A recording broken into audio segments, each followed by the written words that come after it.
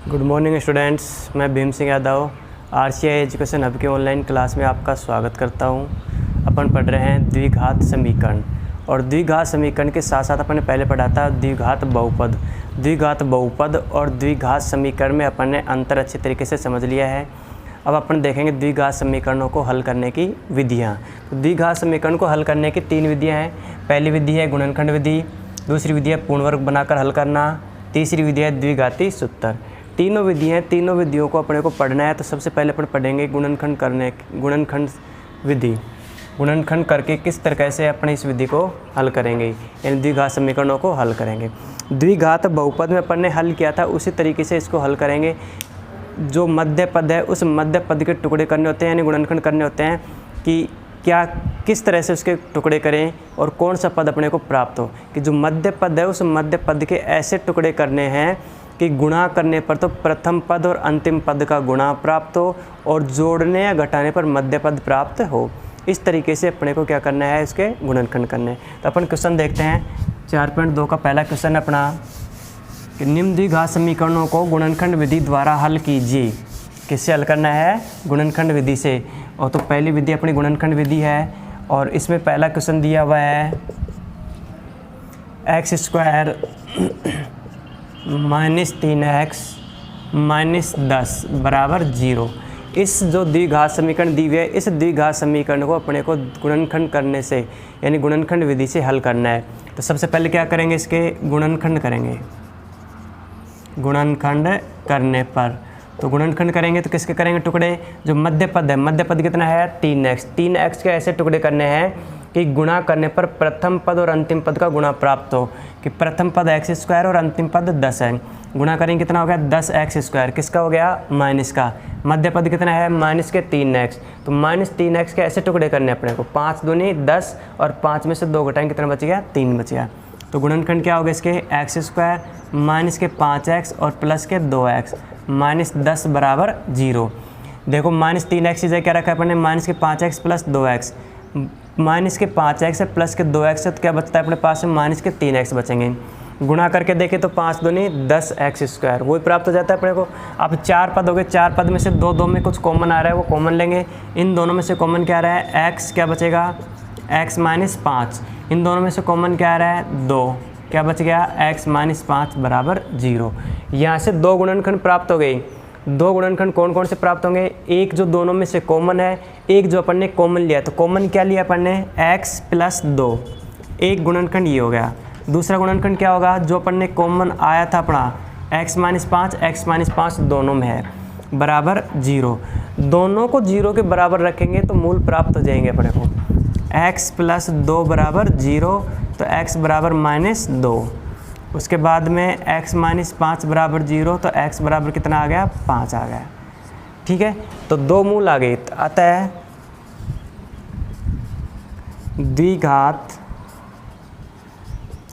द्विघात समीकरण क्या है? द्विघात समीकरण x² - 3x - 10 बराबर 0 के मूल या हल भी लिख सकते हैं -2 और 5 हैं। इसके 2 मूल प्राप्त हो गए। तो अपन ने पहले पढ़ा था कि जो समीकरण है या बहुपद है, जिसकी जितनी घात होती है उसके अधिकतम उतने ही मूल प्राप्त होंगे। तो इसकी अधिकतम घात कितनी है? 2 है। तो कितने मूल प्राप्त होंगे अपने को? 2 मूल प्राप्त होंगे। दोनों मूल अपने आ चुके हैं, -2 और 5 है। तो इस द्विघात समीकरण के 2 मूल प्राप्त हो चुके हैं। नेक्स्ट देखते हैं इसका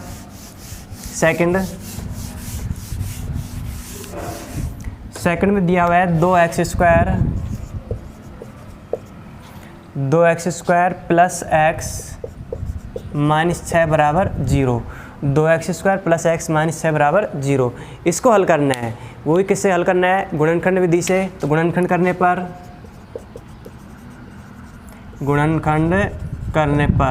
तो गुणनखंड करेंगे इसके। तो गुणनखंड किसका करना है? मध्य पद के करना है। और मध्य पद क्या है? x के ऐसे टुकड़े करने हैं कि गुणा करने पर 2x² × 6 यानी 12x² आना चाहिए, और जोड़ने घटाने पर क्या आना चाहिए? x आना चाहिए। तो देखेंगे 4 × 12 और 4 में से 3 घटा देंगे, क्या बचेगा? 1 बचेगा, यानी x बच जाएगा अपने पास में। 2x² प्लस 4x - 3x और -6 बराबर 0। इस x की जगह रखा है 4x माइनस 3x। 4x में से 3x जाएंगे, क्या बचेगा? 1x बचेगा। गुणा करेंगे, क्या हो जाएगा? 4 × 12x स्क्वायर। 4 पद हो गए, दो पदों में से कॉमन लेना है। इन दोनों पदों में से कॉमन क्या आ रहा है? 2x। क्या बचेगा यहाँ पर? x प्लस यहाँ पे क्या बचेगा? 2। इन दोनों में से कॉमन क्या आ रहा है? -3, तो x प्लस 2, यानी -3 को भाग दोनों में जा रहा है, तो 3 यहाँ से कट जाएगा, क्या बचेगा? x बचेगा। माइनस कॉमन लिया तो माइनस क्या हो जाएगा? प्लस, और 3 दूनी 6 बराबर 0।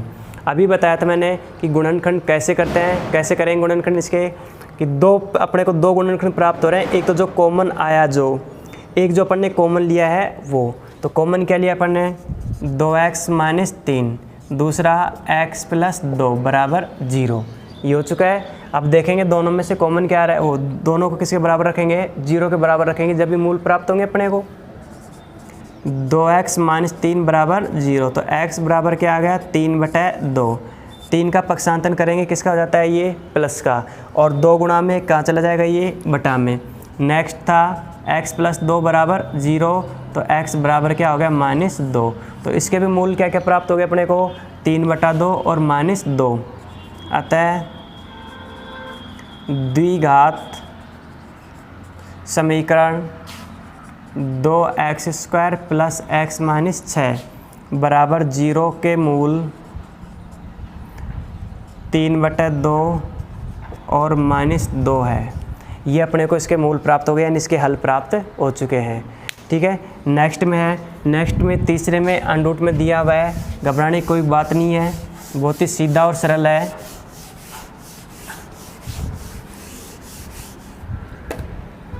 तीसरा दिया हुआ है अपने को √2x² प्लस 7x प्लस 5√2 बराबर 0। √2x² प्लस 7x प्लस 5√2 बराबर 0। रूट है, कोई दिक्कत नहीं है। तो रूट को हल कैसे करेंगे, अभी देखते हैं कैसे हल करेंगे। तो वही क्या करेंगे, सबसे पहले गुणनखंड करेंगे। क्या करेंगे? गुणनखंड। गुणनखंड करने पर, और गुणनखंड किसके करेंगे? मध्य पद के। और मध्य पद क्या है अपने पास में? 7x। 7x के ऐसे टुकड़े करेंगे कि गुणा करने पर प्रथम पद और अंतिम पद का गुणा हो। प्रथम पद क्या है? √2x² और अंतिम पद क्या है? 5√2, यानी दोनों में गुणा करेंगे तो क्या प्राप्त होता है? √2 को √2 से गुणा करेंगे, कितना हो गया? 2। 2 को 5 से गुणा करेंगे तो कितना हो जाता है? 10, यानी 5 दूनी 10x² आ रहा है। और जोड़ने पर क्या आना चाहिए? 7x। तो देखेंगे क्या आ गया अपने पास में? √2x² plus 2x plus 5x plus 5√2 बराबर 0। 7x की जगह रखा है अपने 2x प्लस 5x। 5x और 2x कितने हो गए? 7x। ठीक है, गुणा करेंगे तो 5 दूनी 10x² हो जाता है। देखेंगे इन दोनों में से कॉमन क्या रहा है? इसमें √2 है और इसमें कितना है? केवल 2 है। तो अपने को नहीं पता है कि दोनों में से कॉमन क्या है, तो इसको थोड़ा सा और सरल करेंगे। √2x² प्लस √2 गुणा √2x। इस 2 की जगह रखा है √2 गुणा √2, यानी √2 को √2 से गुणा करेंगे, कितना प्राप्त हो जाएगा अपने को? 2 ही प्राप्त होगा। प्लस में कितना है? 5x प्लस 5√2 बराबर 0। इन दोनों में से अब देखेंगे कॉमन क्या रहा है। क्या रहा है इन दोनों में से कॉमन? √2 इसमें भी है, √2 इसमें भी है, x इसमें भी और x इसमें भी है। तो √2x कॉमन लेंगे, क्या बच गया यहाँ पर? तो x बच गया, प्लस यहाँ पे क्या बच गया? √2 बच गया। इन दोनों में से कॉमन क्या रहा है? +5, क्या बच गया? x प्लस √2 बराबर 0। वो 2 गुणनखंड प्राप्त होंगे। एक गुणनखंड जो अपन ने कॉमन लिया है √2x प्लस 5, दूसरा x प्लस √2 बराबर 0। दोनों को किसके बराबर रखेंगे? 0 के बराबर रखेंगे। तो √2x प्लस 5 बराबर 0। तो x बराबर कितना हो जाएगा यहाँ पर? 5 का पक्षांतर करेंगे तो माइनस का, √2 गुणा में कहाँ चला जाएगा? ये बटा में। दूसरा x प्लस √2 बराबर 0। तो x बराबर क्या आ गया? -√2। तो ये क्या हो गया अपने? इसके मूल प्राप्त हो गए। अतः द्विघात समीकरण के ये मूल हैं। ठीक है, नेक्स्ट है चौथा।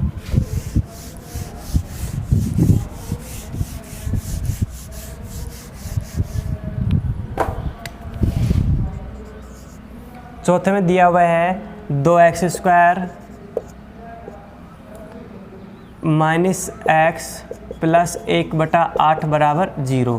तो इसमें सी का मान जो अचर पद है उसमें 1/8 दिया हुआ है, यानी क्या दिया है अपने को, बटा में दिया है। तो सबसे पहले अपन इसको सरल करेंगे। तो सरल करने के लिए क्या करेंगे, सरल करने पर इसके बटा में 1 है, इसके बटा में भी 1 है, लैसे ले लेंगे और लैसे कितना प्राप्त हुआ अपने को, 8 प्राप्त हो गया। तो ये 2x² किससे गुणा हो जाएगा, 8 से। तो 8 दूनी 16x², ये x किससे गुणा हो जाएगा, 8 से, माइनस के 8x प्लस 1 बराबर 0। बटा में 1 लगा सकते हैं, वज्र गुणा करेंगे, इसको 1 से गुणा करेंगे तो ये क्या प्राप्त हो जाएगा, 8 को 0 से गुणा करेंगे क्या हो जाएगा, 0। तो 16x² माइनस के 8x प्लस 1 बराबर 0। अब अपने पास में द्विघात समीकरण प्राप्त हो गई, द्विघात समीकरण होगी और सरल द्विघात समीकरण होगी, यानी अपन ने इसको सरल कर लिया। अब मध्य पद कितना है, 8x। इसके टुकड़े करने, और टुकड़े कैसे करने हैं कि गुणा करने पर क्या आना चाहिए, 16x² आना चाहिए, जोड़ने और घटाने पर क्या आना चाहिए, 8x। 4 चौक 16, 4 और 4 कितना हो जाएगा, 8। तो 16x² माइनस के 4x और माइनस के 4x प्लस 1 बराबर 0। इन दोनों में से कॉमन क्या रहा है, 4x। क्या बचेगा यहाँ पर, तो 4x। यहाँ पे क्या बच गया, माइनस का 1। इन दोनों में से कॉमन क्या रहा है, दोनों में अलग अलग है तो कुछ ही कॉमन नहीं आ रहा, क्या लेंगे कॉमन, माइनस का 1। तो 4x माइनस 1 बराबर 0। 2 गुणनखंड प्राप्त हो गए। एक तो जो अपन ने कॉमन लिया है 4x माइनस 1 और दूसरा 4x माइनस 1 जो सेम है दोनों में, तो अपने दोनों गुणनखंड बराबर आ रहे हैं, बराबर में 0। दोनों को किसके बराबर रखेंगे, 0 के बराबर रखेंगे। तो 4x माइनस 1 बराबर 0, तो x बराबर क्या आ जाएगा, 1/4, यानी 1 को इधर भेजेंगे किसका हो जाएगा, ये प्लस का, 4 गुणा में कहाँ चला जाएगा, ये बटा में। नेक्स्ट भी यही है, 4x माइनस 1 बराबर 0, तो x बराबर 1/4। तो इसके दोनों मूल बराबर होंगे, इसके दोनों मूल बराबर होंगे। तो अतः द्विघात समीकरण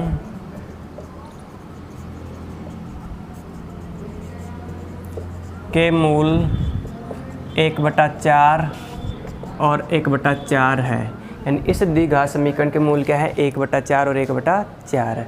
ठीक है, क्लियर हो गया। लास्ट एक और बच रहा है इसमें, फोर्थ वो फिफ्थ, जो मैंने होमवर्क में डाला था PDF में, जिसने नहीं किया है वो एक बार खुद करेंगे, फिर उसके बाद वीडियो देखेंगे।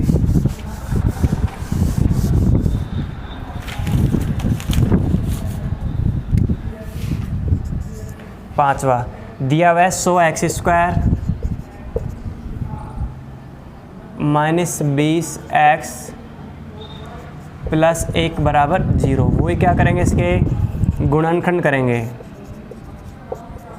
क्या करेंगे, इसके गुणनखंड करने पर, और गुणनखंड करेंगे तो वही करना है अपने को जो मध्य पद दिया है, उस मध्य पद के टुकड़े करने हैं, और ऐसे टुकड़े करने हैं कि गुणा करने पर प्रथम पद और अंतिम पद का गुणा होना चाहिए, जोड़ने या घटाने पर मध्य पद आना चाहिए। जिसके समझ में नहीं आया लास्ट क्वेश्चन अच्छे तरीके से देख लें। यानी मध्य पद कितना अपना, माइनस 20x। इसके ऐसे टुकड़े करने हैं कि गुणा करने पर क्या आना चाहिए, 100x², यानी 100x² और 1 का गुणा क्या हो गया, 100x²।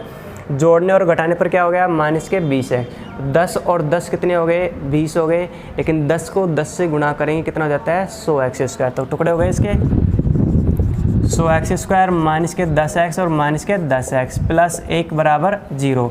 इन दोनों में से कॉमन क्या आ रहा है, 10x। तो क्या बचेगा, 10x माइनस 1। इन दोनों में से कॉमन क्या आ रहा है, माइनस 1। तो 10x माइनस 1 बराबर 0। तो 2 गुणनखंड हो गए। कौन कौन से हो गए गुणनखंड, 10x माइनस 1 दोनों में सेम है और एक अपन ने कॉमन लिया है, 10x माइनस 1 और 10x माइनस 1 बराबर 0। तो x बराबर क्या आ जाएगा यहाँ पर अपने पास में, इस 1 को उधर भेजेंगे किसका हो जाएगा, ये माइनस का, यानी दोनों को अलग अलग रख दो। 10x माइनस 1 बराबर 0, तो x बराबर क्या आ गया, 1/10, और 10x माइनस 1 बराबर 0, तो x बराबर क्या आ गया, 1/10। तो इस द्विघात समीकरण के मूल क्या आ गए, 1/10 और 1/10 सेम है दोनों, तो नीचे लिख सकते हैं। अतः द्विघात समीकरण के मूल 1/10 और 1/10 है। इस प्रकार से अपने गुणनखंड विधि समाप्त होती है। अब नेक्स्ट विधि अपन देखेंगे कौन सी विधि है, ठीक है। उससे पहले अपन कुछ पढ़ेंगे जो अपने को कथन दिए हुए हैं, उन कथनों को किस प्रकार से समीकरण में बदलेंगे और फिर कैसे उनको हल करेंगे। ठीक है। अच्छी तरीके से नोटबुक में इनको साफ साफ उतारना है। और ये होमवर्क का क्वेश्चन है, इसको अगर नहीं किया है तो होमवर्क में अच्छी तरीके से करेंगे। पहले इसको रफ में करेंगे, फिर होमवर्क में करेंगे, फिर उसके बाद में वीडियो देखेंगे अगर नहीं समझ में आता है तो। ठीक है, ओके, धन्यवाद।